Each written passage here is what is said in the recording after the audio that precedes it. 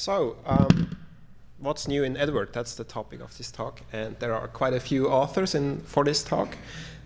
I'm Bernie, then there's Dilpreet, Bridget, Matt, Owen, Griffin, John, and Tom Patterson, who is going to help with this presentation as well.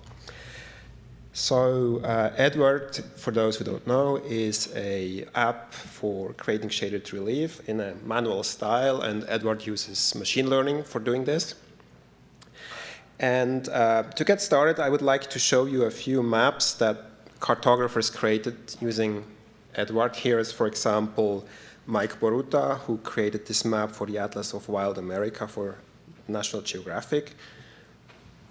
Here is a map by Becca Holthusen of the National Park Service with the Jenny Lake, which I particularly like.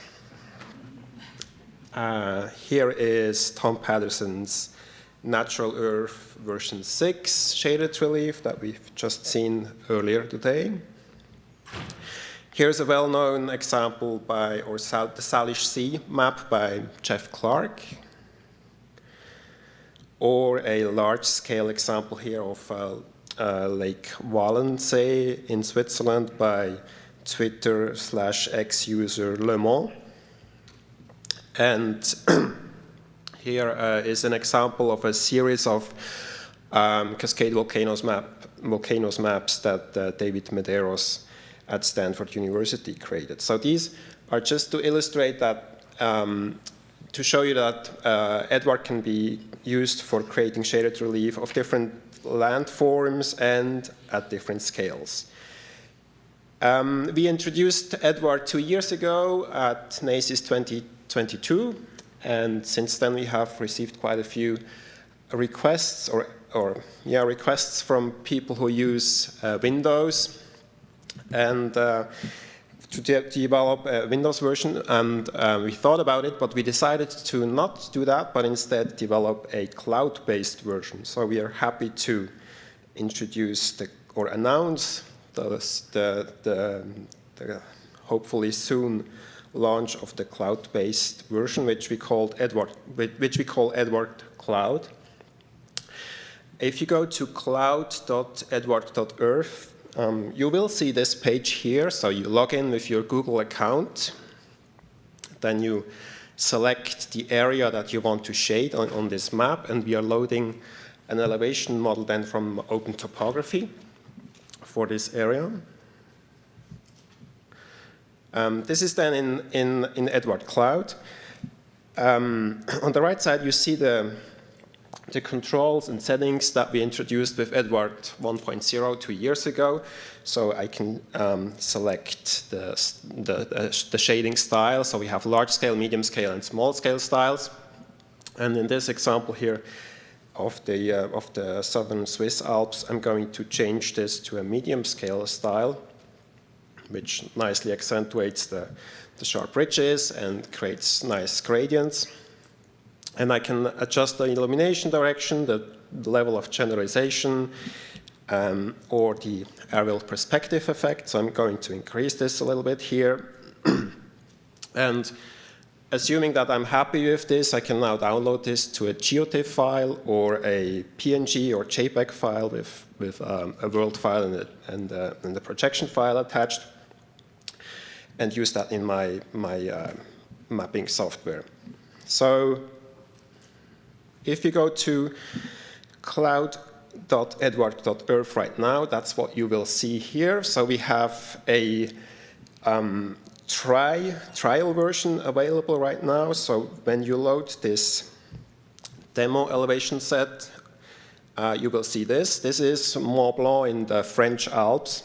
And all these tools here on the right side, they are functional, so you can explore all these different tools. If you would like to get a notification once Eduard Cloud is ready for release, and we hope to release it in the next weeks, hopefully this year, I'm pretty sure this year.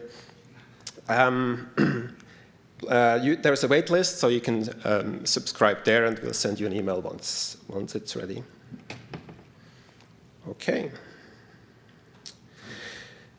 So that was for Eduard Cloud. Now for the Mac version, we also have a few new tools. especially what we added is layers, masks, and curves. And this is the current version of the Mac edition. We have one single layer for the moment. This is a manual shading, and you recognize these are the exact same tools that we just saw. So the manuals, the manual style, illumination, generalization, and we can now add additional layers here. We have a series of layers added, so we can create manual shading, analytical shading, ambient occlusion, texture shading, curve adjustment layers, aerial perspective adjustment layers, and blurring and sharpening layers. So what I'm going to do here is add a curve adjustment layer. And you're familiar with this, of course, from Photoshop and other similar raster graphics software to brighten up this shading a little bit. I'm going to add an aerial perspective layer here. And I could now adjust the aerial perspective settings as I just showed for the cloud version.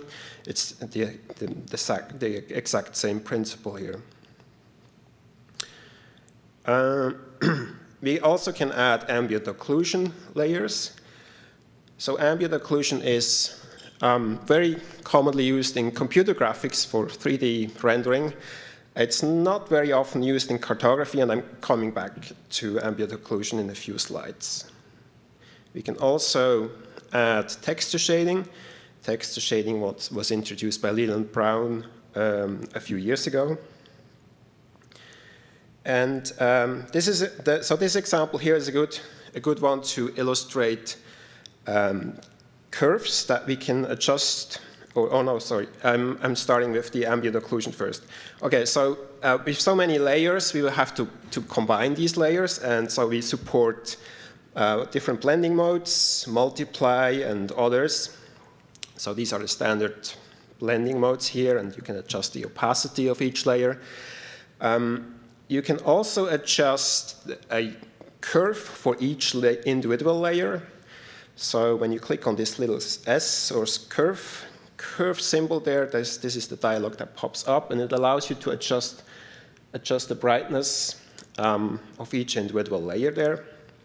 And you can also add a mask to each individual layer.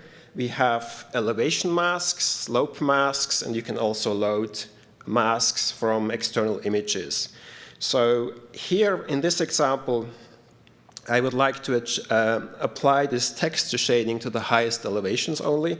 So I'm going to create an elevation mask. This is the elevation mask that I just added to this layer. So I click on it. And this is the dialog then for this elevation mask.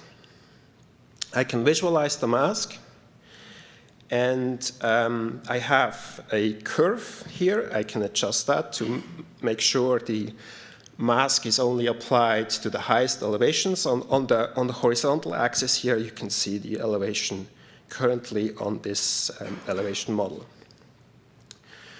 And I can also apply a little bit of blurring to the mask and then visualize the effect that this mask has when applied.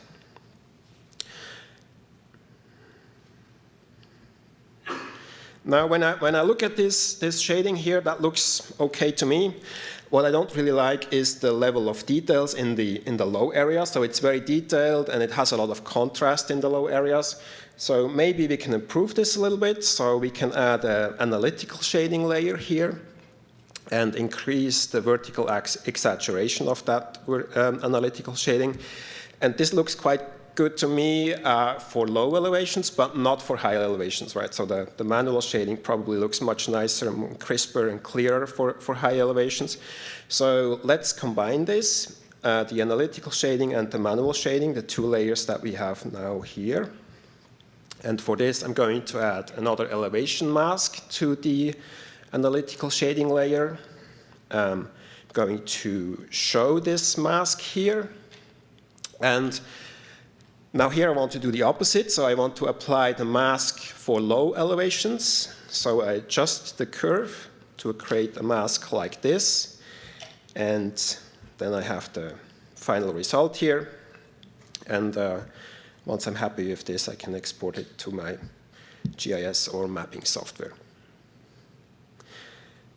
The nice thing with these layers is we can combine them, and we can go back to adjusting blending modes, opacities, curves, and masks. So we don't have to burn in these curves into the masks, but we can go back and tweak them anytime and as often as we like. Yeah, so I talked quickly about ambient occlusion. So here is an example of an ambient occlusion shading. Ambient occlusion darkens occluded areas. So narrow valleys, as in this example here, and when we combine this with a shaded relief image, it helps us accentuate and smaller features and add some drama to these shaded reliefs. Here is an example of the Swiss Alps, where, with a very rocky and steep terrain, and ambient occlusion kind of makes that apparent. It works quite nicely here, I believe. So if you would like to learn more about ambient occlusion, I invite you to have a look at this paper that was recently published in our favorite journal, the Cartographic Perspectives. And you can find all the details there, and also read about how it was implemented, or it is accessible in Eduard.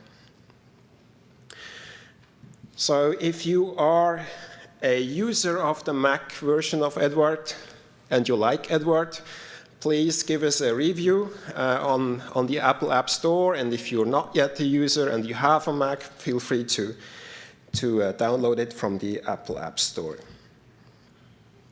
So this was an overview of what we have been doing so far, and we are also working on future extensions, and that's where Tom now is taking over. Thanks, Bernie. It's me again, talking about shaded relief. What else? As you probably know, Eduard was trained on manual Swiss topo shaded reliefs. And what Eduard does is it takes that manual shaded relief, it's married to a DEM, machine learning is applied, and then what you could do is load a digital elevation model, not of Switzerland, but some other area of the world, and generate a shaded relief in the Swiss style, right? There's a bit of a problem with that.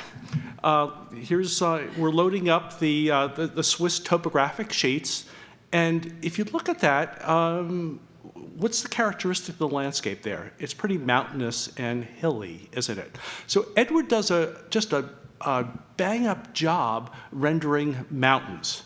But if you live in, say, Kansas, it's maybe not the best relief rendering software.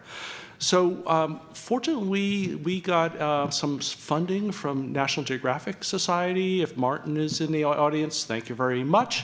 And what we're doing is we're training Eduard to render different types of landscapes that you might encounter around the world. And I've been working with Bernie and the Monash University team. What I would be doing is preparing a shaded relief for training, give them the corresponding DEM for that area, then they would apply their machine learning software to model it. I'd be working during the day. At dinner time, I'd send it off to Australia. They're just waking up. They would then run it through their modeling programs. I'd go to sleep. The next morning, I'd wake up, and there would be the next model, and we'd see how it works.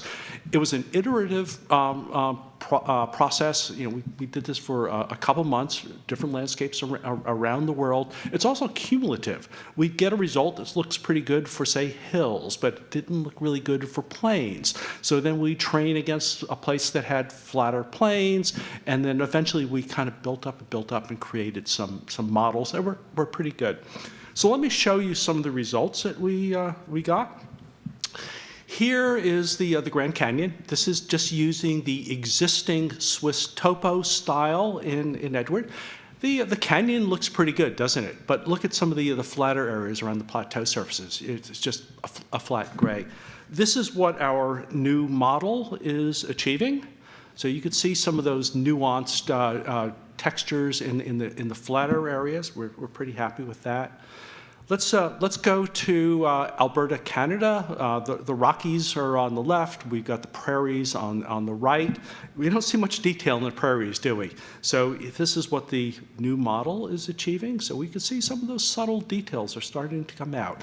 And we're trying to maintain the really nice Edward shading in the mountainous areas, but also add to these other flatter landscapes.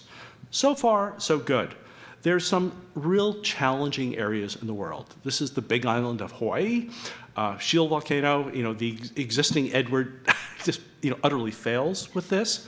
This is what our new model achieves.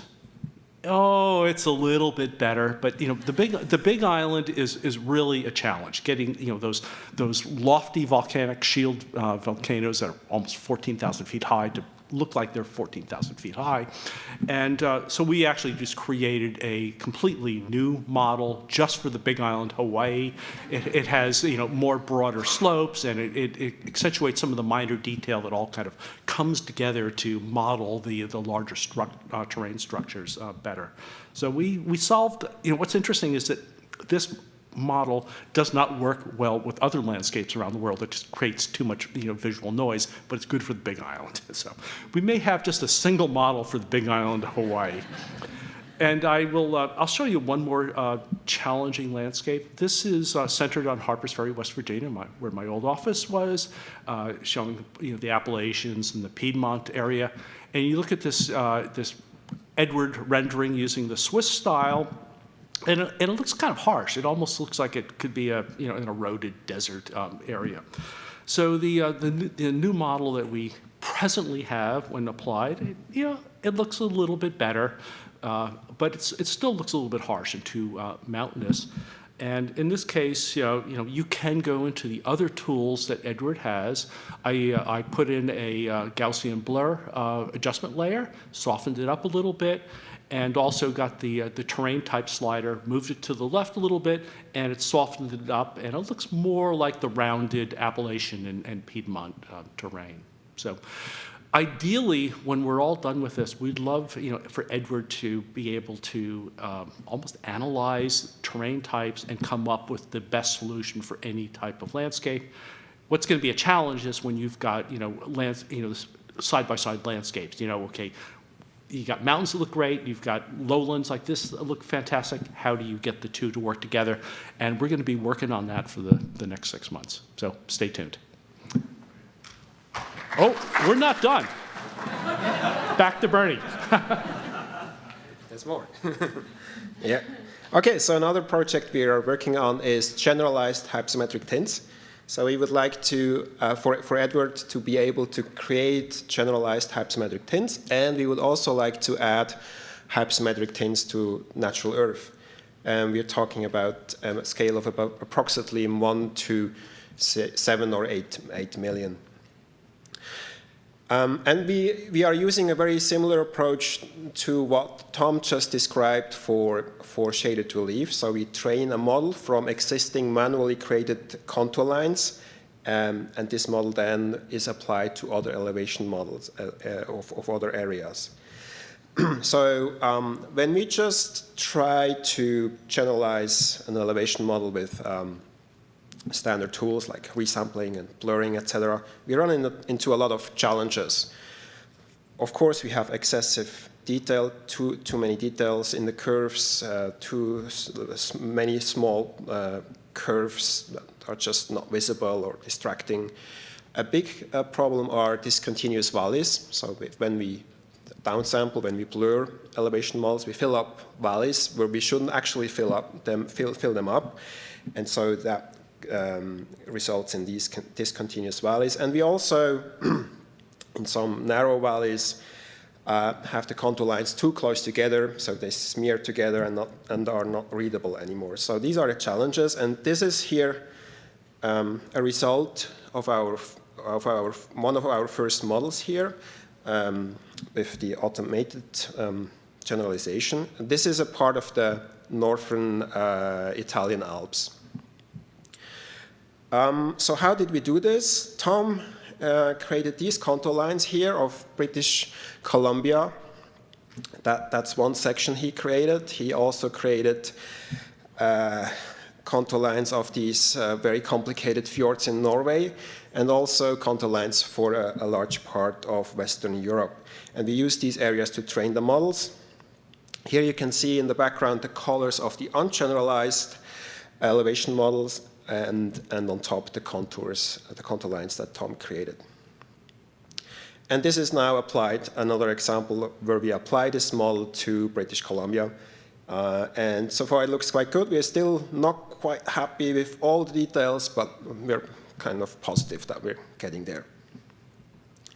So yeah, another important thing is we are looking for color gradients. So these are the color gradients that we currently have in our prototype or next version that we in Eduard that we're working on.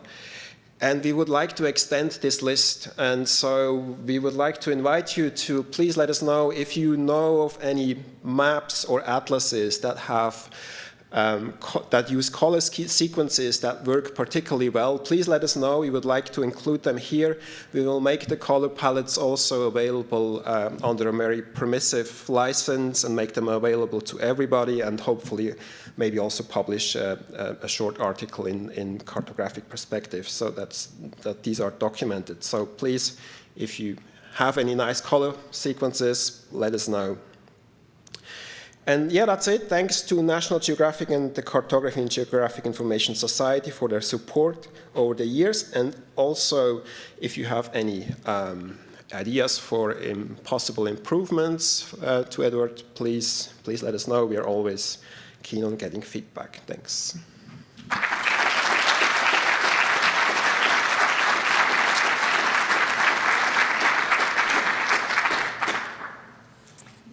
Thanks.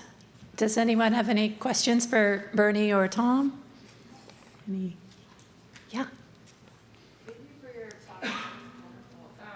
I'm a Windows user and I'm an ArcGIS Pro user. So, what's the best way for me to learn the cloud version?